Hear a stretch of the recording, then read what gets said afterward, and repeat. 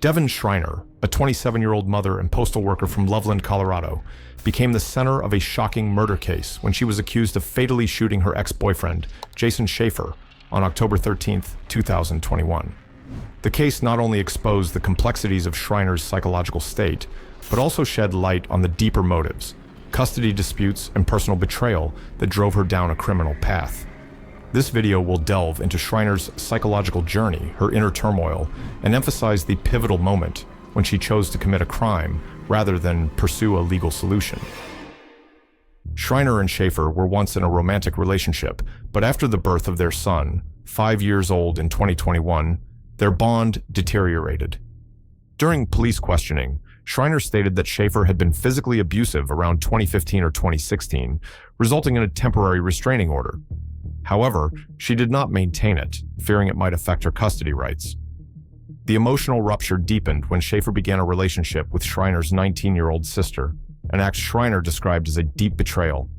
"He slept with my sister." This left her not only hurt, but humiliated. 2 weeks before the crime, Schreiner was fired from the Longmont post office, possibly due to an incident involving Schaefer. Though she later began working at the Loveland post office, financial and emotional stress lingered. On October 11, 2021, just 2 days before the murder, Schaefer filed for increased custody and decision-making rights over their son, a move that Schreiner may have viewed as a direct threat to her identity as a mother. Schreiner was overwhelmed by fear, anger, and despair. In her interrogation, she repeatedly asked, "Where is my son?" Mind if I shut the door for the I don't really care. I want my son. Where is my son? Yes, he will tell you everything. And was visibly upset that police removed him without informing her, revealing how central motherhood was to her emotional world. The betrayal by Schaefer and her sister further isolated her, as if her entire support system had collapsed.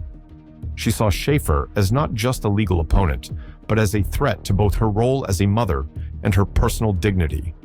Though she denied knowing who would want to hurt him, her frequent unsolicited mention of the betrayal shows how deeply it had scarred her.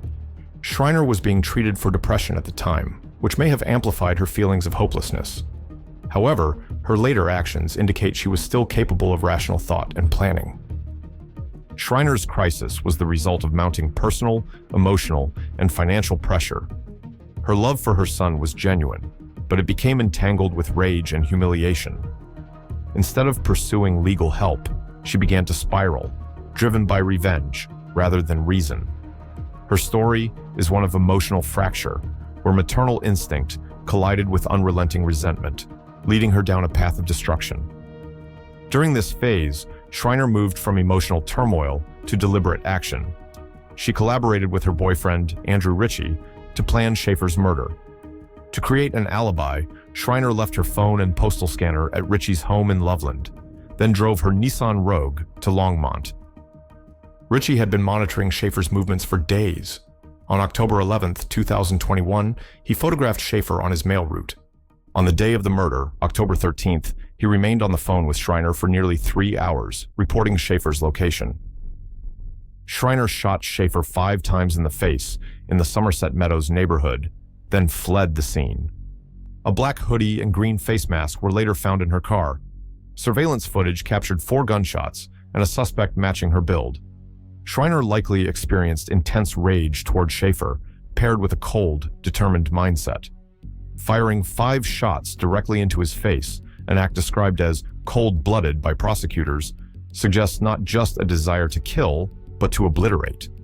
Despite this intensity, her efforts to conceal her role, leaving her phone, wearing a mask, show she was also fearful of getting caught.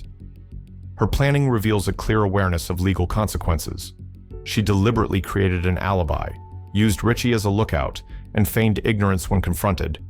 "I don't know why my car was there." Why is your car in Longmont when your scanner? I don't know. I am on my route working. Do you work in a mail truck or your personal car? No, I work in a mail truck. So why is your car down here killing your ex? I don't know. But it you sounds understand like why that's so concerning to me. Yes, I do understand so did that. Borrow your car? Help me out here. I don't know, but it seems like with all of these things that you're going to be doing that I need to have a lawyer or ask for a lawyer, or I don't know. These are not the actions of someone overwhelmed by emotion. They are the steps of someone trying to avoid accountability. Though diagnosed with depression, Schreiner showed significant control. Committing murder in a public neighborhood during the day indicates intention, not impulse. She balanced emotional rage with calculated behavior, suggesting a complex psychological state where revenge and control were tightly intertwined. This stage marks Schreiner's shift from desperation to criminal resolve. Her hatred, fueled by betrayal and fear of losing her son, became her motive, but her actions were far from spontaneous. She planned, coordinated, and executed with chilling precision. Her love for her son didn't stop her. It became part of the justification. Shooting Schaefer in the face wasn't just murder, it was personal erasure. On March 7, 2023, Schreiner was sentenced to life in prison without parole for first-degree murder. Ritchie received the same sentence in September that year. When told Schaefer had been shot in the face, her shocked reaction, "He was shot in the face?" was seen by police as theatrical. Her denial, while firm, became less convincing as the evidence grew. Schreiner was clearly aware of the legal threat she faced. When investigators pressed about her car and scanner, she quickly asked for a lawyer. Though she tried to uphold her alibi, she couldn't explain critical inconsistencies. She also mentioned the betrayal by her sister, unprompted, indicating unresolved resentment and a need to justify her emotions, even while denying the crime. Though possibly experiencing panic or regret, Schreiner didn't express clear remorse. Instead, she focused on self-protection and her son, showing the same internal conflict that defined earlier phases, wanting to be seen as a loving mother while having made a choice that destroyed that very role. This phase reveals Schreiner's attempt to control the narrative through denial. Her concern for her son felt real, but didn't excuse her refusal to face responsibility. Her request for legal counsel was both a defense mechanism and a final effort to delay reality. The psychological divide in her, between guilt, self-preservation, and maternal identity, remained painfully clear. The most immediate trigger was Schaefer's petition on October 11, 2021, seeking increased custody and legal authority over their son. For Schreiner, this represented a direct threat to her role as a mother, especially in the midst of financial instability following her termination from the Longmont post office. During her interrogation, her repeated concern, "Where is my son? I need to see him," made it clear that her bond with her child was central to her identity. The fear of losing that connection may have pushed her toward extreme action. Schaefer's relationship with Schreiner's 19-year-old sister left a lasting emotional scar. During questioning, Schreiner volunteered, unprompted. "He slept with my sister," signaling that the betrayal still haunted her. It wasn't just about infidelity. It was about humiliation, abandonment, and a complete breakdown of trust. Schaefer, in her eyes, had become the embodiment of all the emotional damage she had endured. Schreiner's core motivation was to protect her maternal role. Schaefer's custody request didn't just challenge her legal rights, it threatened her very sense of purpose. Instead of turning to the courts or seeking legal counsel, Schreiner sought to eliminate Schaefer entirely, as if that were the only way to keep her son. This decision may reflect a deep distrust in the legal system, perhaps stemming from her earlier experience with a temporary restraining order that yielded no lasting protection. The betrayal by both Schaefer and her sister became a driving force behind Schreiner's emotional unraveling. The act of shooting Schaefer 5 times in the face was not just lethal, it was symbolic. It was as though she intended to erase him completely, reclaiming her sense of power and punishing him for the pain he caused.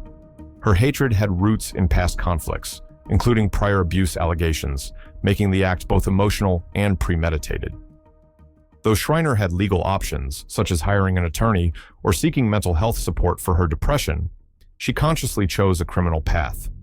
She collaborated with Ritchie, carefully planned the act, and executed it in broad daylight despite the high risk. This was not a loss of control, it was a deliberate decision.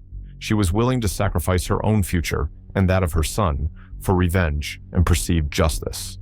Andrew Ritchie acted as a facilitator, strengthening Schreiner's resolve by helping track Schaefer's movements and feeding her information. While Ritchie later claimed he tried to stop her, his failure to contact authorities and his participation in the plan suggest complicity.